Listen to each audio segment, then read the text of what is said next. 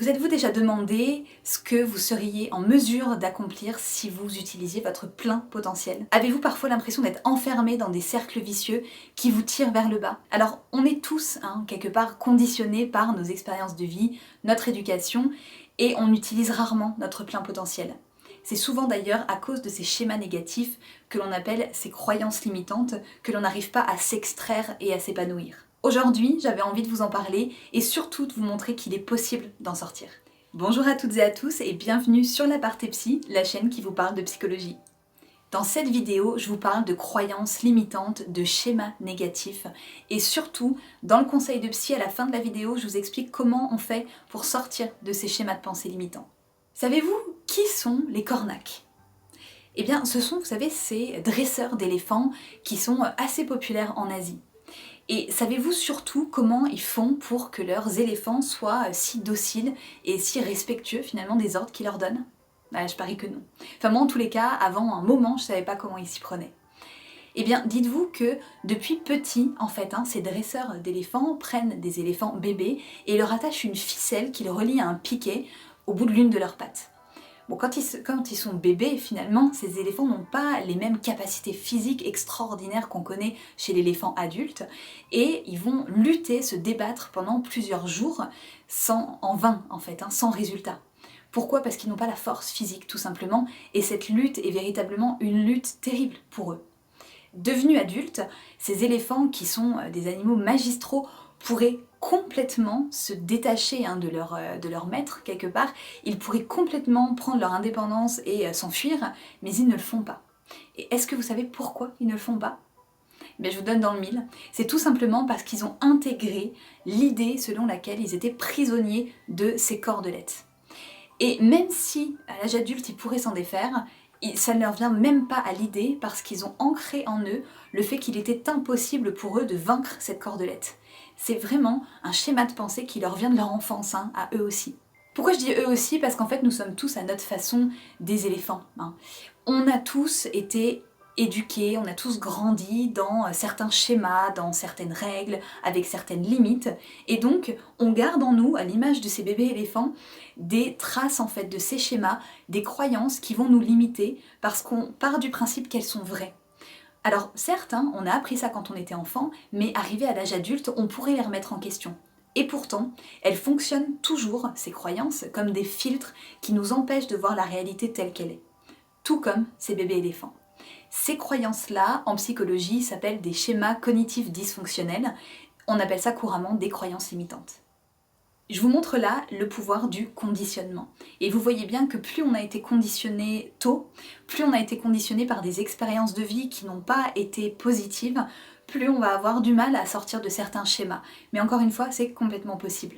Pour vous expliquer un peu plus précisément ce qu'est la notion de schéma cognitif dysfonctionnel, je vous parlerai de Aaron Beck et de Jeffrey Young. Alors le premier a commencé à parler des schémas et c'est surtout le psychologue Jeffrey Young, avec son livre Je réinvente ma vie, qui a popularisé ce concept et qui a vraiment décrit des grands types de schémas dysfonctionnels qui nous empêchent de nous épanouir. Donc pas à pas, on va les voir ensemble dans cette vidéo. Je vais vous décrire les grands types de schémas dysfonctionnels et dans le conseil de psy, on voit ensemble comment faire pour s'en débarrasser. Il existe 5 grands types de schémas cognitifs dysfonctionnels, selon les travaux de Jeffrey Young. Alors je vais vous donner un petit exemple avant de démarrer, comme ça vous allez très vite comprendre ce dont il s'agit. Imaginons qu'à l'école, je sois une enfant, un petit peu parfois dans la lune, j'ai du mal à me concentrer, bref, je réponds pas aux standards de l'éducation. Mes profs, certains en tous les cas, vont peut-être dire que j'y arriverai pas, que je suis quand même assez nulle à l'école ou que j'ai pas vraiment de potentiel. Plus je vais l'entendre ça en tant qu'enfant, plus on va me le répéter, une fois je vais me dire bon allez peut-être pas, 2 fois je vais passer, 3, 4, 5, mais si je l'entends 10, 100 fois par exemple, je vais vraiment finir par penser qu'ils ont raison. Et je vais me conditionner quelque part dans cette forme de pensée-là. Je vais me dire, ok, si tout le monde a l'impression que je ne vais pas y arriver, mais c'est certainement que je suis nulle, c'est certainement que je ne suis pas faite pour le scolaire, et c'est certainement que je ne pourrai pas faire d'études.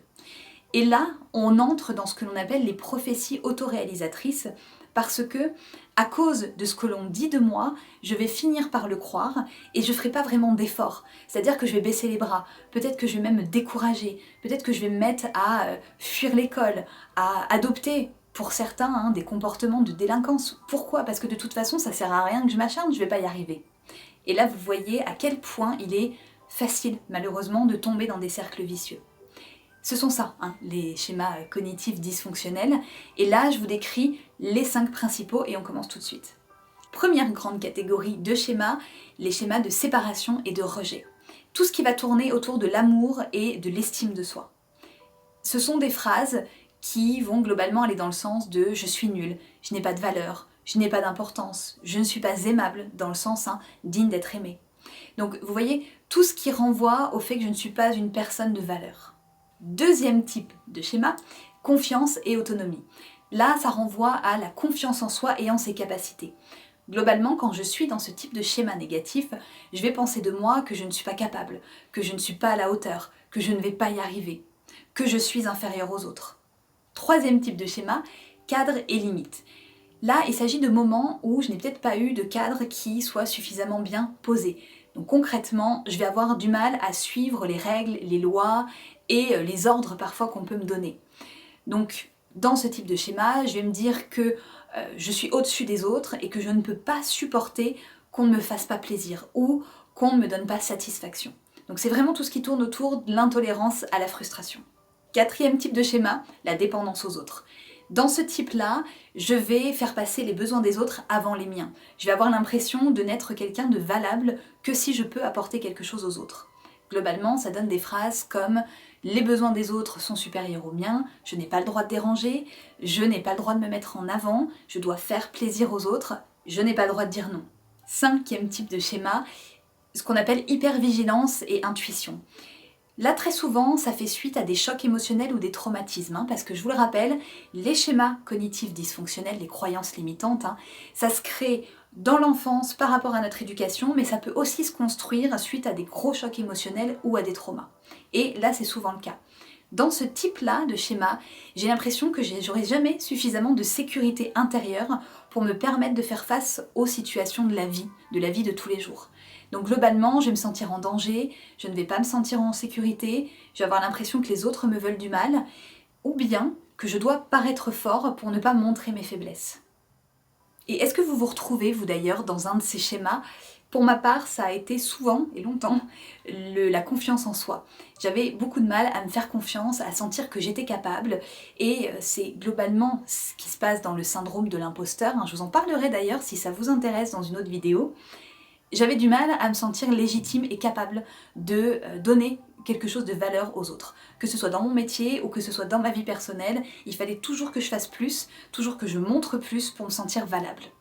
Ça m'a joué des tours, mais si je suis là aujourd'hui et en plus, je suis en train de me filmer quand même, ça veut dire qu'on est tous capables de passer au-delà de nos frustrations, au-delà de nos manques et au-delà de nos croyances limitantes. Si moi j'en ai été capable, vous en êtes vraiment capable parce que je vous assure que l'exercice de se filmer, alors je sais pas s'il y en a certains d'entre vous, dites-le moi en commentaire, qui se filment aussi régulièrement, c'est pas simple de voir son image en retour caméra et de se regarder après, donc ça veut dire que l'être humain est capable d'évoluer et ça je trouve ça vraiment magnifique. Ça me permet d'ailleurs de rebondir sur la rigidité en fait de ces schémas. Dites-vous que si vous ne travaillez pas dessus, si vous ne faites pas un effort conscient pour remettre en question vos schémas et si vous ne vous faites pas aider, ça ne passera pas tout seul. Pourquoi? Parce que ces schémas-là fonctionnent un peu comme notre réalité. C'est comme si je vous disais que la couleur qui est derrière moi est orange, vous la voyez, je sais pas, peut-être bleu, vert, gris en fonction de votre image. Moi, si je suis persuadée que cette couleur-là est orange, elle sera toujours orange. C'est pareil pour ces schémas-là. Donc c'est toujours important, et je vais vous le dire dans le conseil de psy, de savoir comment travailler sur ces schémas pour en venir à bout. Avant d'arriver au conseil de psy, comme d'habitude, si vous avez aimé cette vidéo, partagez autour de vous, le petit pouce vers le haut et surtout activez la cloche et abonnez-vous pour ne rater aucune des nouvelles vidéos qui sortiront sur cette chaîne. Et nous voici dans le conseil de psy. Alors pour cette fois-ci, j'ai 3 conseils à vous donner, pratico-pratiques pour travailler sur vos schémas. Premièrement, identifiez vos schémas. Là, je vous ai parlé des 5 grandes catégories. Je vous conseille vivement de réfléchir à ceux qui sont les plus présents dans votre vie. Et distinguez bien votre vie perso de votre vie professionnelle, amoureuse, de la vie amicale. C'est absolument pas les mêmes schémas qui s'activent en fonction des situations. Deuxième conseil, quand vous vous mettez à douter très fortement de vous-même, essayez de différencier ce que vous faites, l'action, de ce que vous êtes. Je vous donne un exemple. Si vous ratez un dossier, si vous ratez un examen, si vous ratez un devoir, automatiquement vous allez peut-être vous dire « Ah, je suis nulle, j'aurais tellement pu faire mieux ». Essayez tout de suite de vous arrêter, de vous dire « Non, je suis pas nulle », on raye cette phrase-là, c'est pas parce que j'ai raté un examen que ça fait de moi quelqu'un de nul.